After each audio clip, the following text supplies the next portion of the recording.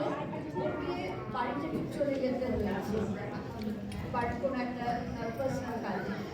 তো প্রতিবারের মতো আমার কাছে আমরা যেটা করি আমাদের ছাত্রছাত্রীদের এনাফ আমরা সুযোগ দিই ওরা নিজেদের থেকে একটা কিছু প্রেজেন্ট হয়। তো এবার ওরা করবে রবীন্দ্রনাথের ভোরের পাখি এবং ওরা নিজেরাই বলবে ওরা কীভাবে ওদের প্রেজেন্টেশনটা করেছে, ওরা ডিসাইড করবে এবং তার যে সামারি ওদেরকে কীভাবে কীরকম অনুভূতি দিয়েছে ওরা তার উপরেই লিখেছে। এবার আরিবা আর ঋত্বিক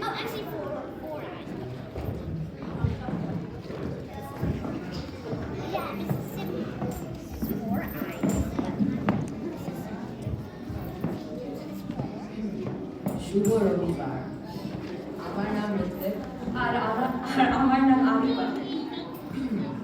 ভোরের পাখি ডাকে কোথায়, ভোরের পাখি ডাকে ভোর না হতে ভোরের খবর কেমন করে রাখে।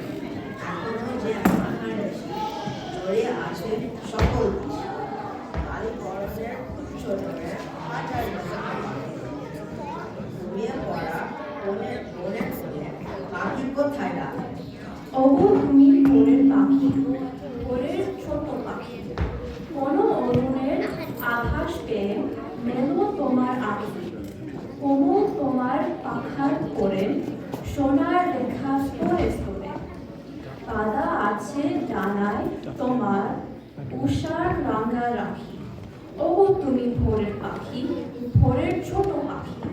রয়েছে বক সতেজ জটা, ঝুলছে মাটি বেঁধে, পাতার উপর পাতার ঘটা উঠছে ফুলে খেপে। তাহারি কোন বনের শাখে নিদ্রা হারা ঝিঝির ডাকে। তাকিয়ে দুইবার ঘুমিয়েছিলে পাখাতে মুখ ঝুঁক খেতে, যেখানে বর দাঁড়িয়ে একা জটার মাটি বেঁধে। ওগো ভোরের সরল পাখি, ওগো আমায় কহো, ছায়ের ডাকে দ্বিগুণ রাতে ঘুমিয়ে যখন রহ, হঠাৎ তোমার খুলায় পড়ে কেমন করে প্রবেশ করে, আকাশ হতে আধার পথে আলোর বর্তাবহ। ওগো ভোরের সরল পাখি, কহো আমায় কহো। কোমল তোমার বুকের তলে রক্ত নেচে ওঠে, উড়বে বলে পুলক জাগে তোমার কক্ষপথে। চক্ষু মেলে পূবের পানে নিদ্রা ভাঙা নবীন গানে, অকুণ্ঠিত কণ্ঠ তোমার উত্তস্তম ছোটে, কমল তোমার বুকের তলে রক্ত নেচে ওঠে। এত আধার মাঝে তোমার এতই অসংখ্য, বিশ্বজুড়ে কেহই তোরে করে না প্রত্যয়। তুমি ডাকো তারাও পথে, সূর্য আসেন স্বর্ণরতে। রাত্রি নয়, রাত্রি নয়, রাত্রি নয় নয়, এত আধার মাঝে তোমার এতই অসংখ্য। আনন্দেতে যাব আজি, আনন্দেতে যাব। ভোরের পাখি ডাকে যে ওই তন্দ্রা এখন না গো। প্রথম আলো পড়ো মাথায়, নিদ্রা ভাঙা আঁখের পাতায়, জ্যোতির্ময় উদয় দেবীর আশীর্বচন মাথা। ভোরের পাখি গাইছে ওই আনন্দেতে যাব। এখন আমরা আমাদের নিজের লেখা আরম্ভ করি। আমার গল্প আমার বিড়াল মাহু উঠে। ভোরের আগে আমার বিড়াল ভাইগুলোর সাথে আমি নিচে খেলি।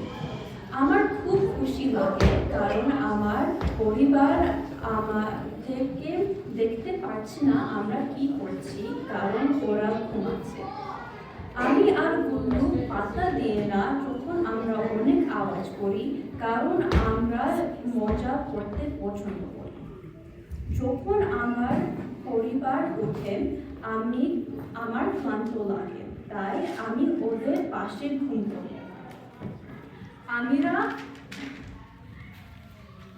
আমিরা আমার জন্য অনেক খাবার দেয় না, তাই আমি আর গুল্লু মিয়াও করি খাবারের জন্য। আমার বাটিতে সবসময় খাবার থাকে, কিন্তু আমি আরো চাই। তারা সবসময় আমাকে মোটাল ডাকে, কিন্তু আমি বিশ্বাস করি না। দিনের সময় আমি এবং আমার ছোট ভাই একসাথে ঘুম করি, খেলা করি আর চারিদিকে কাণ্ড দেখি। মাঝে মাঝে আমি একা একা জানলা দিয়ে বাইরে দেখি আর আমার দুঃখ লাগে। আমার ইচ্ছা হলো বাইরে গিয়ে এক্সপ্লোর করতে, কিন্তু আমি জানি আমি একা সার্ভাইভ করতে পারবো না, তাই আমি বসে থাকি। রাত আসার পর আমি এবং গুল্লুর সাথে আবার খেলা করি। আমরা রাত আর নিশি ভালোবাসি, কারণ আমাদের আরো উৎসাহ আছে। ধন্যবাদ।